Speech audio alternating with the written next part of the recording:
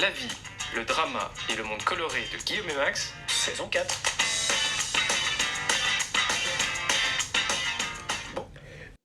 Bonjour, bonsoir. Nous sommes Guillaume, et Max et on vous souhaite la bienvenue dans ce 10e épisode de la saison 4 de Tranche de couple, épisode qu'on a choisi d'intituler Good Good Morning Morning Vietnam.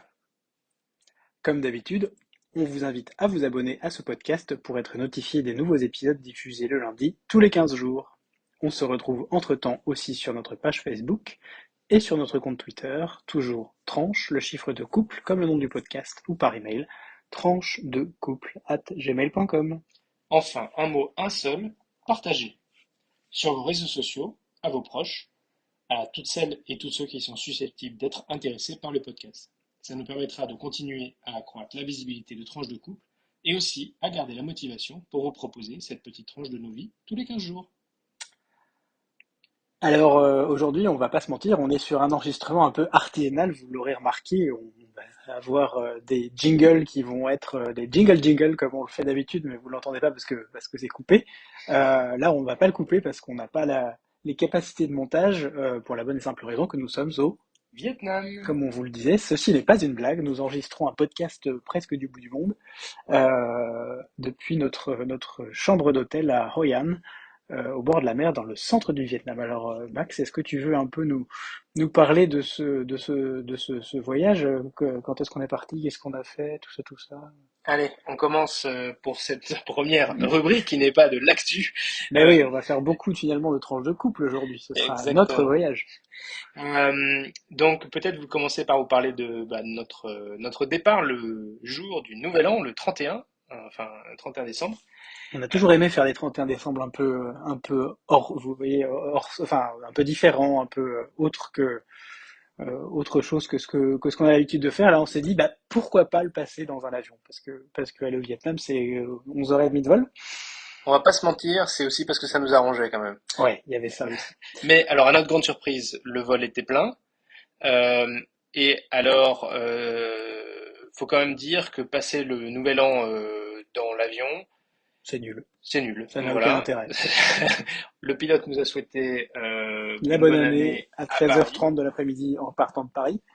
On s'était dit un petit peu, voilà, je sais pas, fleur bleue, que on allait avoir un Ça allait être message. champagne à volonté, pendant caviar, pendant tout le vol, en classe éco, hein, Non, jamais. évidemment. Mais au moins qu'on aurait un petit message du pilote, je sais pas, en En passant la passant. ligne Ouais. de minuit. Bah, pas du tout. Et alors quand on s'est Ou alors on l'attend finalement, toujours, hein. quand on est finalement arrivé au Vietnam, je pense que le pilote a dû nous souhaiter une bonne année en nous disant qu'on était le 1er janvier, qu'il était 6 heures du matin. Mais avec le jet lag, franchement, C'est pas toujours simple de comprendre les Vietnamiens qui parlent anglais non plus. aussi, il y a ça aussi. Euh, Bref, en tout cas, du coup, réveillon dans l'avion, plus jet lag, plutôt un jour comme un autre. On n'a pas vraiment le passage de l'année 2022 C'est à ça. l'année J'ai essayé de 2023. faire ça un peu festif. J'ai pris un cava en me disant on va boire quelques bulles quand même. Non, bah, le cava Pas était un bon. peu dégueulasse. Ouais, on va pas se mentir. Hein. Bon. Moi, j'avais même pas la tête à commander du vin pétillant. Finalement, bien m'en Non, a mais pris. t'as bien fait, t'as bien fait. Je pense que c'est ça qui m'a donné mal à la tête. Ça, et puis le fait qu'on va pas se mentir, on est parti avec une petite crève pour Max et une bonne grippe pour moi la semaine d'avant, et donc le temps de se remettre, c'était pas simple. Jingle, jingle, jingle, hein? Voilà, c'est comme ça aujourd'hui qu'on vous passe d'une rubrique à l'autre.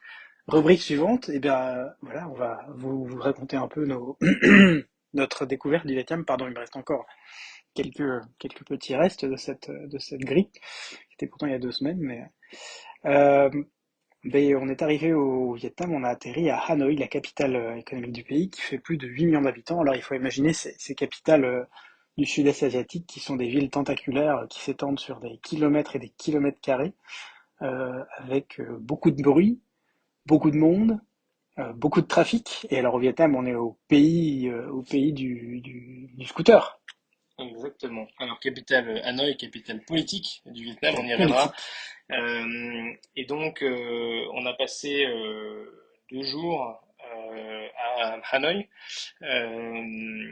le premier jour, ben, vous l'imaginez, on arrive à 6 heures du matin, mais on était quand même un peu pas très bien réveillé. On a eu la chance Un peu jet-lagué. que l'hôtel nous mette la chambre à disposition tout de suite, ce qui n'est pas toujours le cas. Ouais. Mais ça nous a permis de prendre une douche et surtout de nous changer, ce qui était quand même très très agréable. Et donc ensuite, on a été nous balader en fait dans la capitale.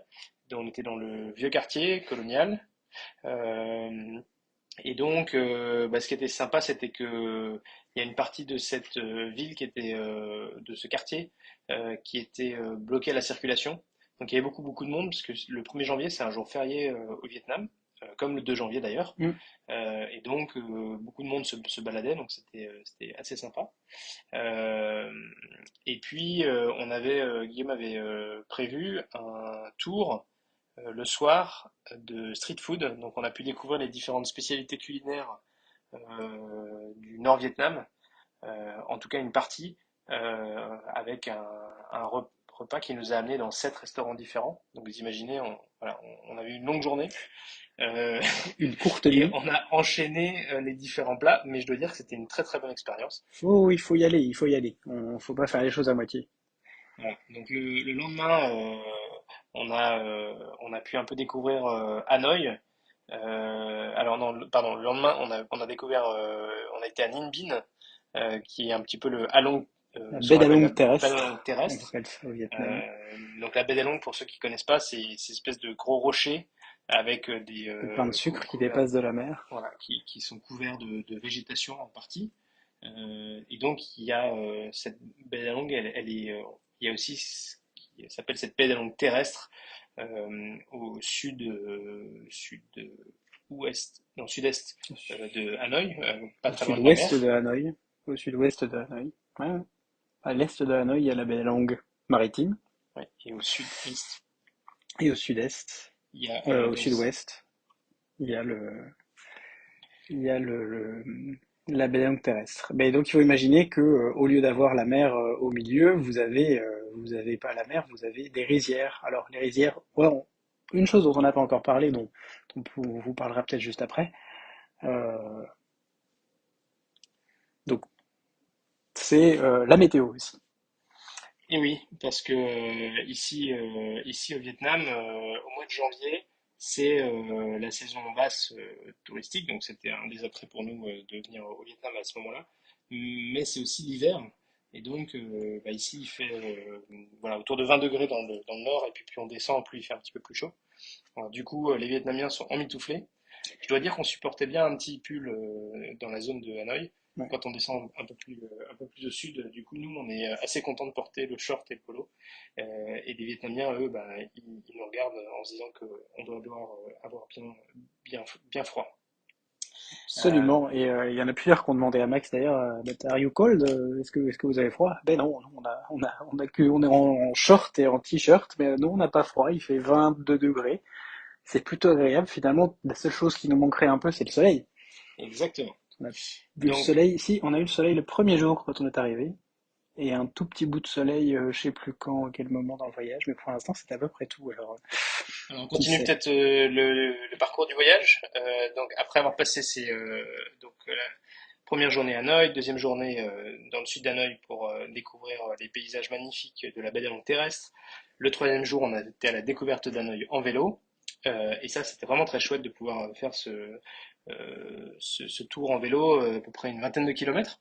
On a notamment passé le plus vieux pont enfin, sur le fleuve Rouge qui a été construit par les Français, qui est un pont qui est réservé aux cyclos, donc scooters et vélos. On Et va au pas se train. mentir, il y a quand même principalement des scooters. Ouais. Faut dire qu'on était un peu fou quand même, parce que il y a un taux, enfin, à Hanoï, comme Ho Chi Minh Ville, on n'a pas encore découvert, mais on va le découvrir. C'est des villes qui sont plutôt polluées, hein. Non, On va pas se mentir, c'est assez on va pas pollué. se mentir, c'est assez pollué.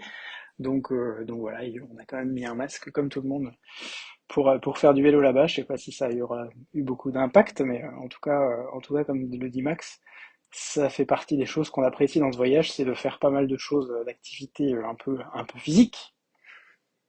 Ouais. Et du coup, on était accompagné par une guide locale qui nous a vraiment expliqué aussi les différentes choses. On s'est baladé notamment au travers du quartier des 36 corporations.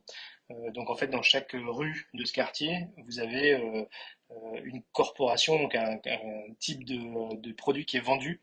Donc vous avez le quartier où il y a les fruits et légumes, il y a le quartier où il y a, enfin la ville, pardon, la rue où il y a tous les accessoires de maison, il y a la rue où il y a les décorations pour le Nouvel An chinois qui arrive là, à la fin du mois de janvier, voilà, et ainsi de suite. Et ça, c'était assez chouette.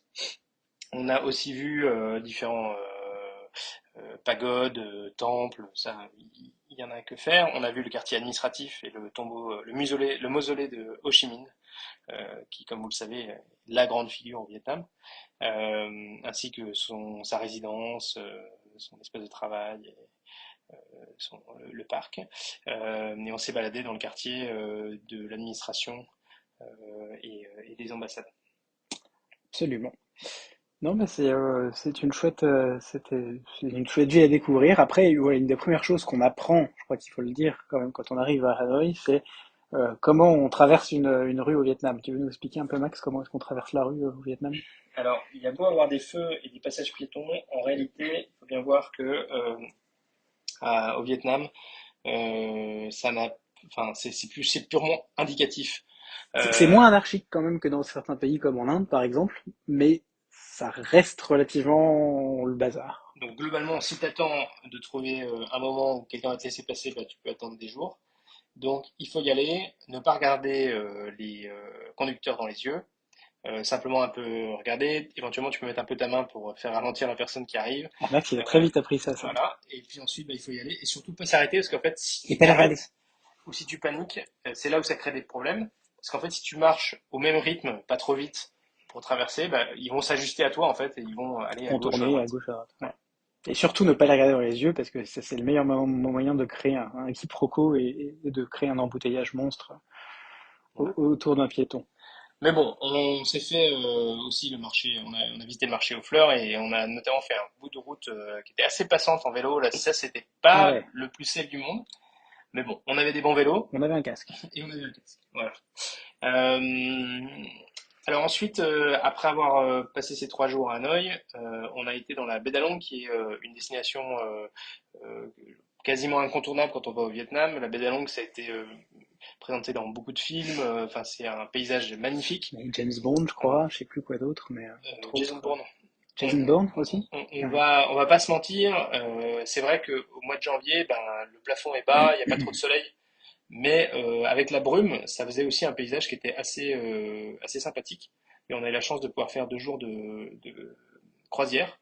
Et voilà, c'était très chouette. Bon, on n'a pas eu le lever de soleil, mais c'était un moment très chouette où aussi on a pu à nouveau manger beaucoup de fruits de mer aussi, des soupes avec du poisson, de beaux paysages. On vous mettra quelques photos sur notre compte Twitter des paysages. Voilà. Et puis après ces 2 jours dans la baie d'Along, on est descendu au milieu du pays. Donc c'est pour visiter les villes de Hue, Da Nang et Hoi An. Hue, ça a été une ancienne capitale. Pendant euh, tout le 19e siècle, en gros, ou une grande partie du 19e siècle. Exactement. Donc on a pu visiter la cité impériale. C'était vraiment assez majestueux.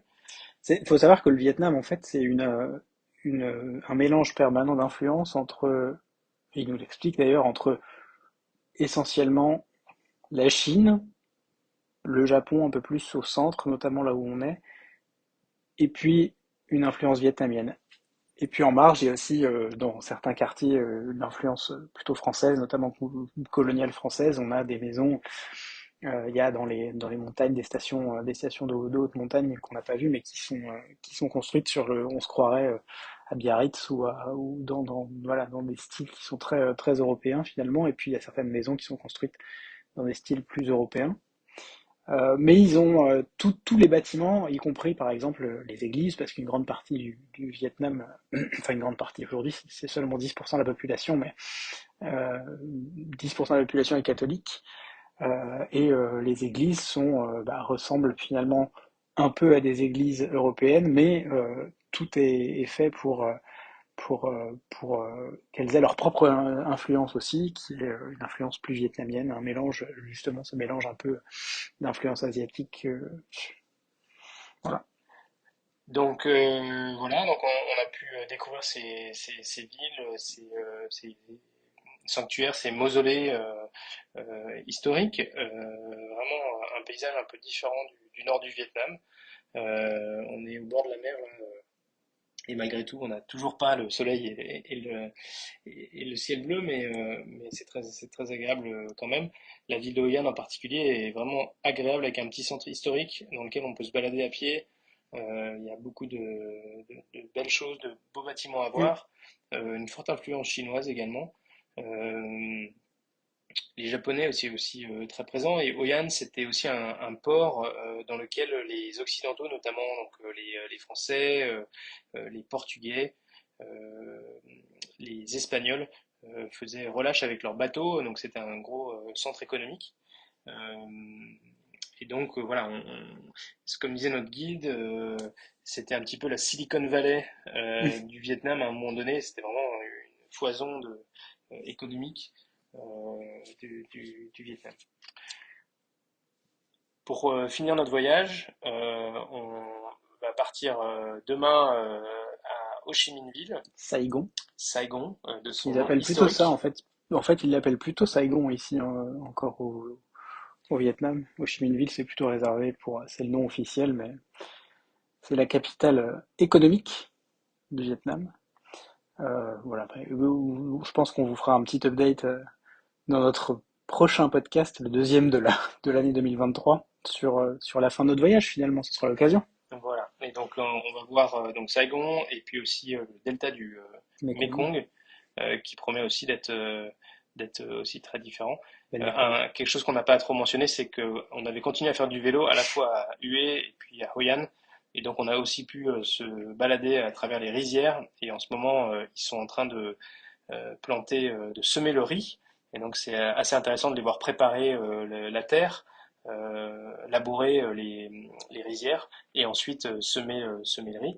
On a eu la chance aussi, grâce à notre petite balade en vélo, de s'arrêter chez différents artisans et de même, comment dire, essayer nous-mêmes, notamment, on a fait de la broderie, on a travaillé des fleurs en papier qui sont utilisées sur les autels funéraires. Et on a vu plein de différents artisans. Travailler un peu le Euh, bois, on- faire un peu de natte. Exactement. On voit que la tendance, c'est que tous ces métiers traditionnels, artisanaux, sont en train de disparaître parce que, en fait, ils ne rapportent pas assez d'argent, donc les jeunes ne veulent pas faire ces métiers. Et puis même, la population, en fait, finalement, utilise des produits plus modernes. Et donc, il y a de moins en moins de personnes qui achètent ces produits traditionnels. Voilà. Ouais, nous, ça fait partie de ce qui nous a plu, enfin de ce qui pour nous est important aussi quand on fait un voyage un peu loin, c'est d'avoir une forme de responsabilité aussi. Alors, on se rend compte qu'on est un peu dans le post-Covid parce que, par exemple, une chose qu'on aime beaucoup faire, c'est et on remercie le guide de routard qui souvent est assez complet pour ça, c'est de mettre notamment tout ce qui est shop magasins qui sont tenus par des ONG ou par des associations locales qui mettent en avant la formation, par exemple, des serveurs de l'artisanat local durable. Là, malheureusement, on a à Hoi An, en tout cas, les deux endroits où on a essayé d'aller étaient fermés. Je sais pas s'ils ont disparu, je sais pas s'ils ont disparu à cause du Covid, s'ils étaient juste fermés quand on était allé hier, mais on y retournera peut-être ce soir, on verra. Mais voilà, ça fait partie de ce qui, d'un voyage responsable pour nous, c'est aussi vraiment faire l'effort d'aller vers les gens, de se comprendre aussi. On sait qu'on est dans un pays qui est très pauvre. Euh, on sait aussi que voilà, le tourisme, quand c'est un tourisme de masse, n'est jamais très bon pour l'environnement. Ce qu'on voit ici, c'est souvent des cours d'eau et des lacs, des rivières qui sont quand même pas très très propres, voire même carrément sales. Donc on sait qu'il y a aussi ce genre de soucis. Et donc on essaye de laisser le moins de déchets possible derrière nous, en tout cas de ce que nous on maîtrise. Il y a des choses qu'on maîtrise pas, comment on fait les petits déj, ce qu'on mange le midi, mais pour le reste, on n'achète pas de paquets de trucs emballés, on essaie de limiter le plastique. Voilà, On a c'est apporté nos pas, gourdes et on essaie on a nos autant, gourdes, autant on de essaie faire de ce les jeu remplir dans les remplir, ouais. des grosses bouteilles, voilà. Éviter les bouteilles d'eau individuelles. Il y a des choses qu'on peut faire et puis des choses qu'on peut pas faire. Nous, on essaie en tout cas d'avoir un impact là où on peut. Jingle, jingle, jingle. Alors, on voudrait vous dire quelques mots peut-être sur la logistique pour terminer ce podcast, cet épisode. Euh, alors du coup, Guillaume, peut-être tu peux nous parler un petit peu de la préparation du voyage. Alors d'habitude, quand nous préparons nos voyages, globalement, les derniers qu'on avait fait, on était le Sri Lanka en Inde. J'avais un peu tout fait moi-même en me basant sur les guides touristes, sur un guide touristique, sur ce qu'on trouve comme ressources sur Internet. Et puis sur place, on avait limité au maximum l'intervention de tiers, on va dire, pour se concentrer sur qu'est-ce qu'on pouvait faire par nous-mêmes, on va dire ça comme ça. Là, on a fait un petit peu différemment parce on a organisé le voyage un peu tard. On a organisé ça au mois d'octobre, donc juste 2, 3 mois avant. On n'avait pas un temps fou pour le faire. Et puis donc, j'ai sollicité pour une partie du voyage. On a réservé nous-mêmes les billets de transport et les hôtels, mais j'ai sollicité pour la partie, tout ce qui est une grande partie des visites touristiques, une agence de voyage. On est passé qui s'appelle Authentique Vietnam, Une agence locale. une agence locale basée à Hanoï, qui nous a organisé toute la partie avec les guides, les chauffeurs sur place, ce qui nous permet aussi de nous, voilà, on se lâche un peu et on remet un peu entre leurs mains toutes les petites choses que j'aurais pu à un autre moment organiser. Mais finalement, c'est assez chouette parce que on a vraiment l'expérience aussi de le guide est local. Les 2 guides qu'on a eu jusqu'à maintenant étaient des gens qui habitaient Hanoï et puis Hue pour le deuxième, et donc qui connaissent un peu la ville, qui sont capables de répondre à des questions. Toi, tu vois des trucs dans la rue, tu, tu te dis, mais à quoi ça sert? Qu'est-ce que c'est? Bah, t'as pas forcément la réponse quand tu ouvres ton guide à la page 347, où tu sais pas Ouais. forcément à quelle page regarder. Là, tu sais que tu peux demander au guide, et il va savoir exactement quoi te répondre. Et puis bon, comme l'a dit Guillaume, le Vietnam c'est un pays qui quand même reste pauvre, même s'il se développe économiquement quand même beaucoup depuis une vingtaine d'années. Euh, et en fait, le tourisme fait vivre beaucoup de monde au Vietnam. Forcément, vous imaginez bien que la période de Covid a été compliquée et ça n'est pas encore terminé parce qu'ils ne sont pas revenus au niveau de visiteurs, de tourisme qu'ils avaient avant la période de Covid. Mais du coup aussi, avec les guides, on a le sentiment aussi qu'on contribue à l'économie locale et à faire Ouais, vivre des gens dont c'est le métier. Le guide nous disait qu'il y avait de moins en moins de touristes français, donc c'est aussi important de savoir faire vivre des guides qui ont appris le français et dont c'est le métier. Donc en tout cas, nous on est quand même très content d'avoir pu avoir des guides locaux.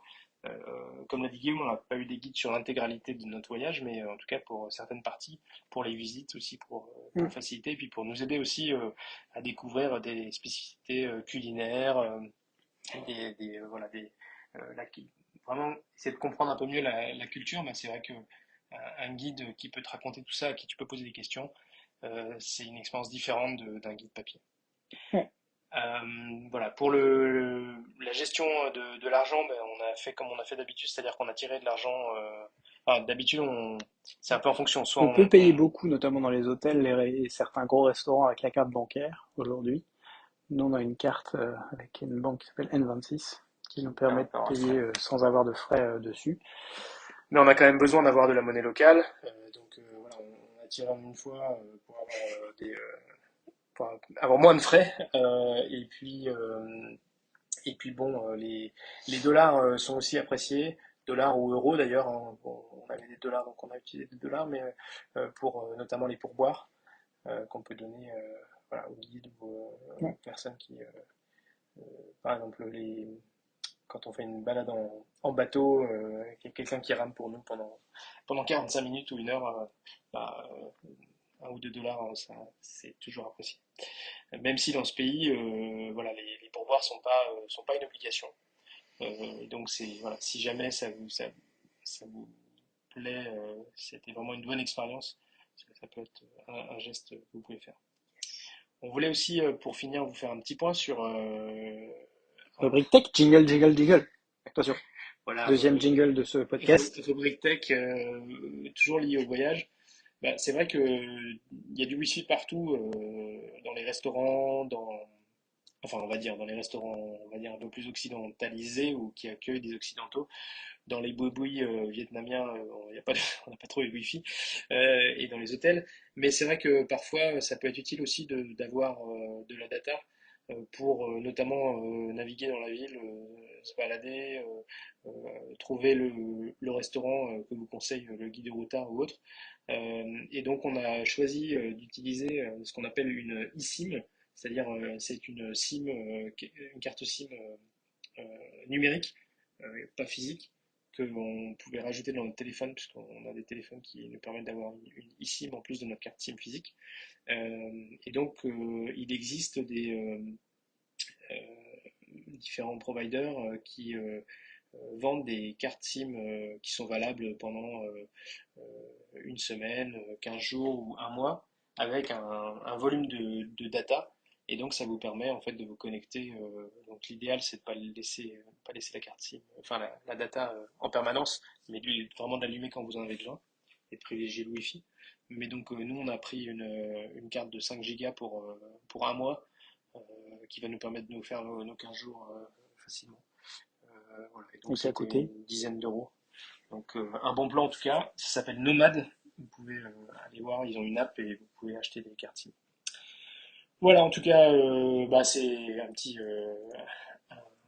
une petite solution qui nous a bien dépanné et qui était très utile, notamment quand il s'agit de réserver un taxi avec l'application. Ici, c'est pas Uber, c'est Grab, que vous pouvez utiliser aussi pour commander un taxi. Il vous donne Le le montant que vous montant allez et vous payer. payez en liquide à la fin du voyage. Donc ça, c'était très utile. Euh, Parce que sinon, trouver un taxi, on n'est jamais sûr de si on va se faire avoir ou pas. Donc au moins, avec Grab, le prix est connu par avance. Jingle, jingle, jingle. Voilà, c'est déjà la fin de ce 10e épisode de notre saison 4 que nous avions intitulé Good Morning. Vietnam. Si vous êtes arrivé au bout, bravo et merci. On était content de pouvoir vous proposer ce petit épisode un petit peu différent, un petit peu plus artisanal, pour bah, vous permettre de nous accompagner dans notre voyage au Vietnam. Si cet épisode vous a plu, bah, n'hésitez pas à le faire découvrir autour de vous et ça permettra peut-être à certains de découvrir notre podcast. Vous pouvez aussi nous mettre un petit commentaire, nous envoyer un message sur nos réseaux et puis nous mettre un like. Donc on est toujours présent sur Twitter, sur YouTube, sur Facebook. Et n'hésitez surtout pas à partager l'épisode sur ces plateformes. Le podcast est donc diffusé le lundi tous les 15 jours. Bah, pas cette fois-ci le dimanche soir, mais on est sûr que vous ne nous en voudrez pas. Alors portez-vous bien d'ici au prochain épisode. Gros bisous et à très vite pour de nouvelles tranches. Cool journée.